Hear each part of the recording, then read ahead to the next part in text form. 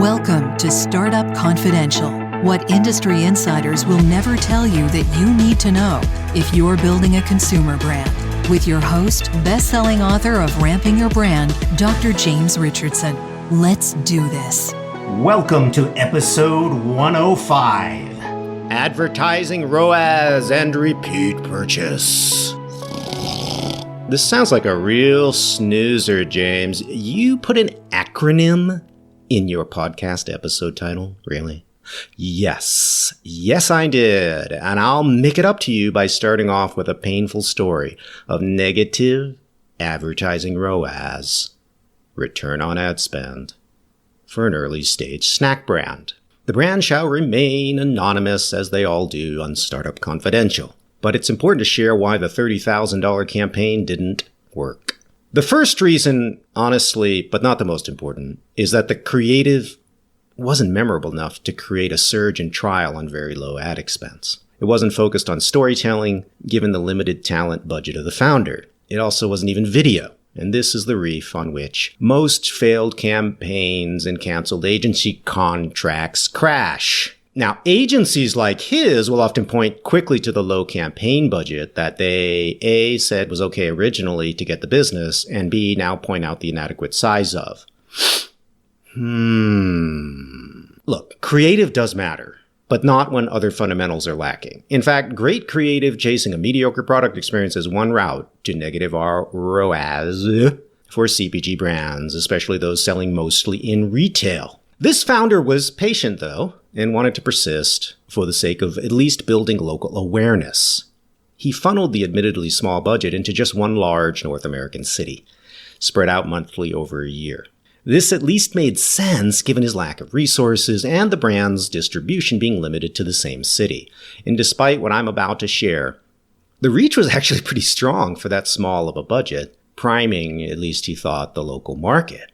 And maybe it would have had more of an effect if something else, something very measurable, wasn't also true. What am I referring to? Well, the second reason the campaign didn't achieve much was a factor most founders overlook when they calculate ROAS. ROAS in fast-moving consumer goods is a tricky little demon. If you calculate ROAS based on how many people try your product, based on seeing the ad content within a near-term window of time, you will be hunting for a spike in sales during the first month of ads, much like a spike during a temporary price reduction. And look, you may see it too. In measuring this spike, my client found that the unit lift in a non-promoted period during the ads at his key retailer amounted to less than half of his monthly ad spend in that city. It was clearly a negative ROAS campaign from a pure sales generation perspective. And when you're cash-strapped early stage, you really do have to justify ads like that for the sake of your own P&L and survival. Since the brand was new, hard to find in store, and high-priced, this scenario isn't uncommon at all when it comes to paid social media, focused primarily on awareness building for a retail distributed brand. But the founder actually calculated the ROAS incorrectly in his disappointment. The problem was actually something much more fundamental that we didn't find out until much later. And looking back on it, he should have known this calculation before he invested really anything in ad spend, especially for a retail CPG brand where there's a lag time between seeing the ad and seeing it again in store, in which many ad impressions get forgotten. Anyone who runs a D2C channel or a D2C brand knows what I'm about to say. Lifetime value. LTV is what the founder wasn't looking into or even guesstimating because it's not completely straightforward in a CPG business. But moreover, his business was just too new. You can't measure the lifetime value of something that launched a month ago. And he had decided to advertise on social right out of the gate before understanding what this little LTV number might be. Customer lifetime value in consumer packaged goods isn't really a thing because most CPG companies don't actually calculate it. But there is a way to calculate it. And it is about estimating the long-term value of repeat purchasers combined with the revenue of non-repeating one-time triers, who, let's be honest, are often up to 50% or more of the people who try you on an annual basis. In other words, they reject you. Sorry. Hey listeners, exponential growth involves more than a killer product, great fundraising, and a great team. you need superb analytics to ride the ramp. Dr. Richardson's latest online course is now available, Effective Consumer Marketing for Early Stage Founders. You can find course pricing and details at premiumgrowthsolutions.com/courses. And now back to the episode. Customer lifetime value is actually something you can statistically model, as we know, for Amazon and direct-to-consumer businesses because you have daily, sometimes even hourly data on repeat purchasing consumers and their purchasing patterns. Now, in consumer packaged goods, you ideally want around 20 to 30% of your annual customers to generate 80% of your annual revenue through repeated, sustained purchasing of multiple units every month or week. And this is very possible. It's as possible for Lay's as it is for you, if you have the right thing that has a real market positioning with hope. It's the magic behind skate ramp brands. I mean, it's not a common thing for early stage brands, though, as I mentioned in my book, because most of them are suboptimally designed.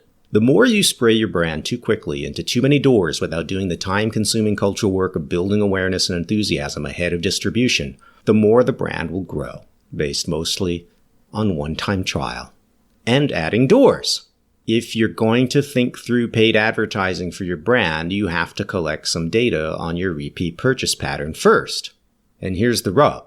Don't do any paid advertising until you've figured this out, please.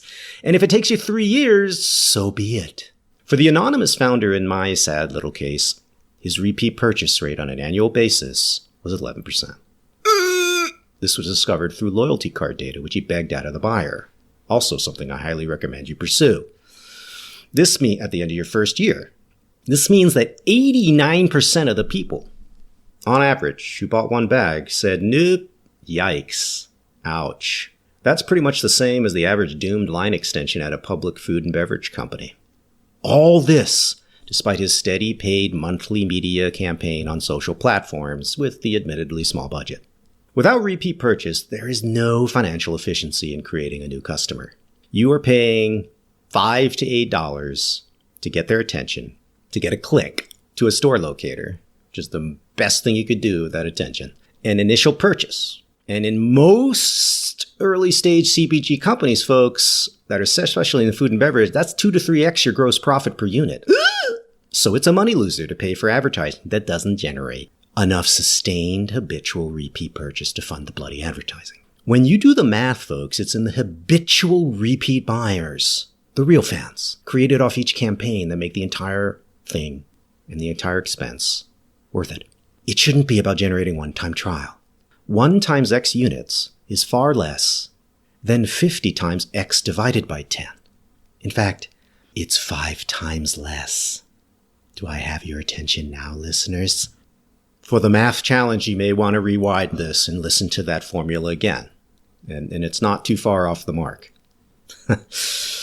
Despite this theoretical return on a strong, habitual, repeat-driven brand, the latest research indicates that paid social simply doesn't make sense for mostly offline CPG brands selling in brick retail in their early years. Why? Because you don't yet have the awareness, the passion, the word-of-mouth flow, the product is not often optimized, and multi-packs aren't on shelf right next to the trial size packs, allowing fans to easily upgrade and load their pantries with their lovies. Paid social or paid Amazon ads can work very early on for Amazon D2C sales, however, and that's almost become a science known as performance marketing. By removing the time lag between ad viewing and purchasing online ads for online buying is wildly frictionless and can even tap into emotional impulses that are, almost impossible to even explain. But here's that pesky issue again. Even then, you have to sustain repeat purchasing to really get your ad money back at $5 to $8 a click, or more, if you're in some horrendously overbidded environment. 2 purchases from 20% of your initial buyers is also not likely to make your money back. Well, you might get close. But the point here was to add users and profit, right? And to grow. At least I hope it would. If you can measure your monthly repeat purchase rate, and then quantify the annual value of these consumers before you pay for social ads, you have the first component necessary to calculate real ROAS and to determine if a significant campaign expense is actually going to be worth it. And it's going to need to be more than $30,000, folks, in a year. Once you have that number, you can calculate the value of one-time trial lift during your advertising campaign, which you can usually measure. And then you can use a formula to project and forecast what that lift in units will generate in terms of repeat purchase. I mean, you can also see the velocity growth over time as well to see if something actually did cause sustained increase in sales. And then usually it's those repeat purchase units that will create the permanent baseline lift out of any campaign. With this lift calculation and the LTV coefficient formula, whatever you want to call it, based on your monthly repeat purchase rate, you can basically estimate the value of repeat purchase generated off specific kinds of campaign. And that LTV value or coefficient should pay for your advertising costs within a reasonable period of time. I would say 6 to 9 months for the campaign to be deemed a success. If you're betting on over a year of repeat purchases just to pay for your ad campaign, I would say that is a tactic you need to avoid unless you are in a VC-backed high-growth scenario where you're willing to give up control and you are shooting for the moon, which, if you listen to me, wouldn't do it with my company. I can tell you that. But you're welcome to go try to ride the unicorn. If you sample at a store, just so you know, you can use the same exact approach, except that the advertising spend simply becomes your all-in cost to sample. Now, I'll be honest, sampling in real life, when it's done at the right lifestyle niches, generates much higher conversion rates, higher repeat rates, and better cash efficiency, which is why I talk about it in my book a lot and why it works. It does cost money, though, but can often have a better financial return than paid advertising, and especially in the early years and the early phases of skate ramp growth. My anecdotal work with clients on these mechanics suggests again and again that paid campaigns of any kind, they really only generate ROAS in retail CPG businesses when A, repeat is very high in the business, B, consumers habituate to consumption quickly, and C, multi-packs are available in retail if the brand emerged there. That's all I got on this thorny topic. Woof! Don't jump into paid ads, folks, especially on social, until you know your repeat purchase dynamics and long-term usage patterns. Look, it's a game for 8-figure brands, really. They're not going to tell you that, but I am. Or for pure play online brands. As always, folks, be safe out there. Thanks for listening. Remember, Dr. Richardson has loads of resources for founders at premiumgrowthsolutions.com. And when you're on his site, don't forget to take his founders quiz and see if you're ready to ride the skate ramp of exponential growth.